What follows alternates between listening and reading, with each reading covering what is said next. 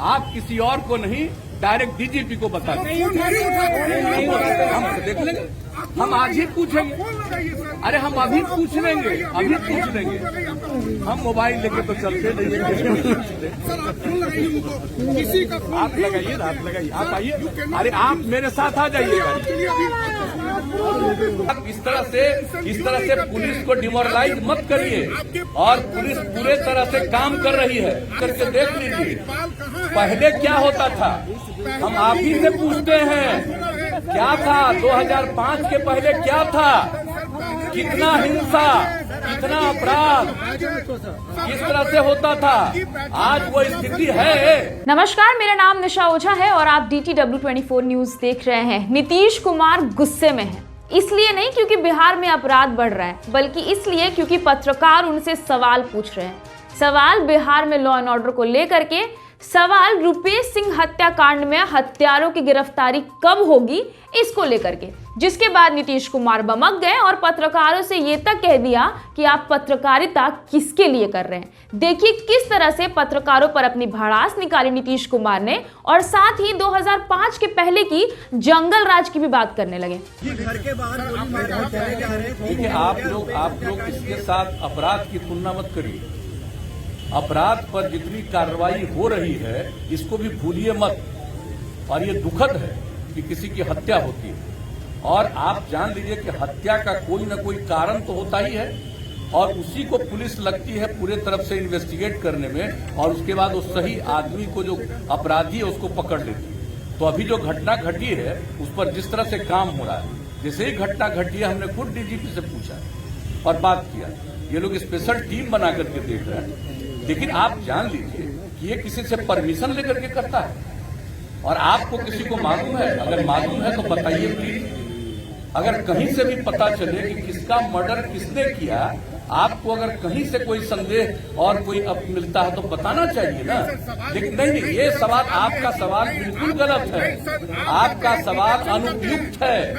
मैं कह रहा हूं, और अच्छी तरह जान लीजिए कि आप इस तरह से पुलिस को डिमोरलाइज मत करिए।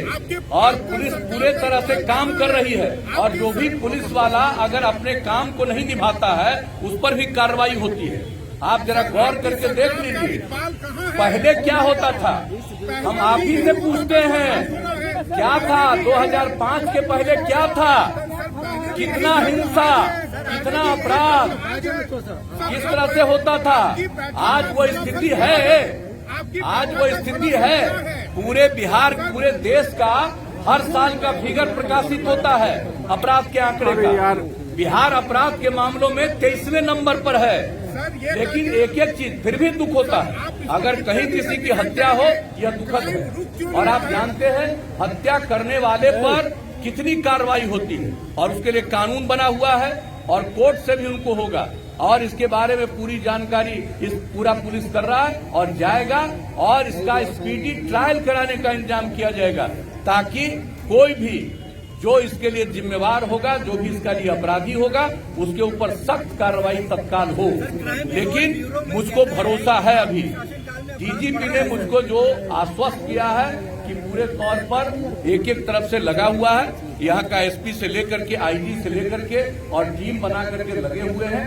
तो एक बात तो है, अब अपराध हुआ है तो, लेकिन और लोगों को भी जरूर इसके बारे में असेसमेंट करना चाहिए कि अपराध किसी का भी होता है तो कौन से कारण से किया है। तो इन सब चीजों के बारे में अगर पता हो, क्योंकि हम लोग इसके लिए बहुत कंसर्न है। और आप अच्छी तरह जान लीजिए, आप अच्छी तरह जान लीजिए, जरा जा करके दूसरे राज्यों में भी चले जाइए। मैं भला आपसे कोई बात कर सकता हूँ? आप इतने महान व्यक्ति हैं, और आप किसके समर्थक हैं? मैं आपको डायरेक्ट पूछ रहा हूँ।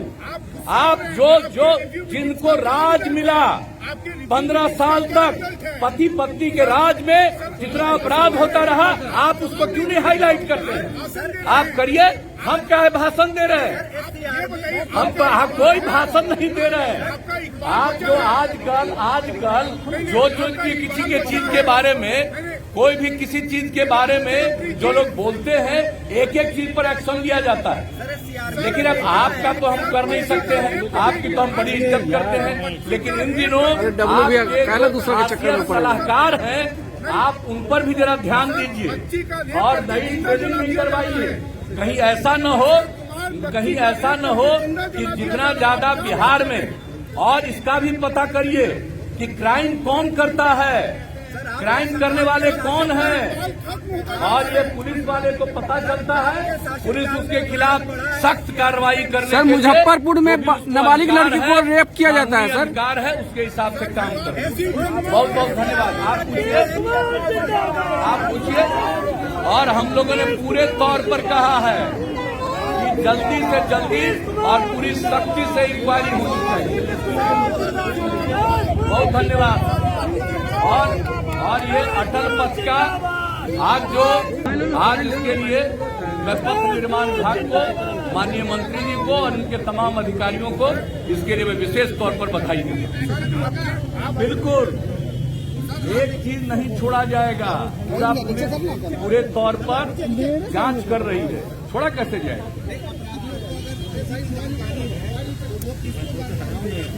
अपराधियों को जानकारी है, पुलिस को जानकारी एकदम पुलिस को जानकारी दे।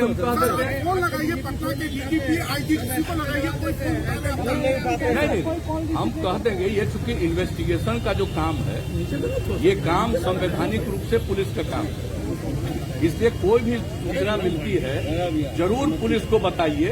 आपसे हम आग्रह करेंगे और हम कह देंगे,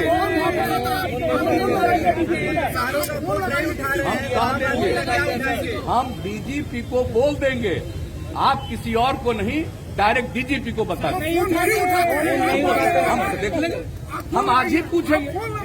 अरे हम अभी पूछ लेंगे, हम मोबाइल लेके तो चलते नहीं। आप लगाइए, आप आइए। अरे आप मेरे साथ आ जाइए। बहरहाल इस तरह की तमाम बड़ी खबरों को देखने के लिए आप हमारे चैनल के साथ बने रहिए। अगर आप इस वीडियो को हमारे फेसबुक पेज पर देख रहे हैं तो हमारे पेज को लाइक कर दीजिएगा। अगर आप यूट्यूब पे देख रहे हैं तो सब्सक्राइब कर दीजिएगा। बहुत बहुत शुक्रिया।